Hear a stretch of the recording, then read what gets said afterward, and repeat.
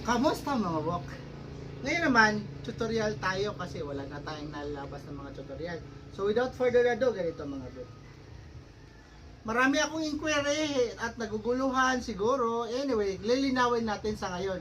Hindi ko nga alam kung pang ilang paliwanag na ito. Ngayon, nakikita nyo naman to. Ito po ay grafted EVX sweet. Ayan o. So kita nyo, yung dahon sa taas, iba dito sa baba.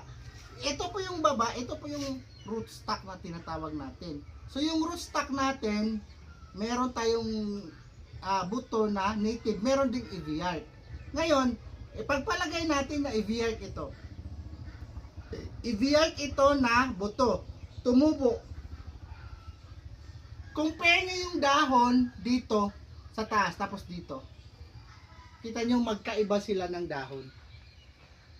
So yan pa lang, hindi talaga pwede magtanim ng buto ng EVR.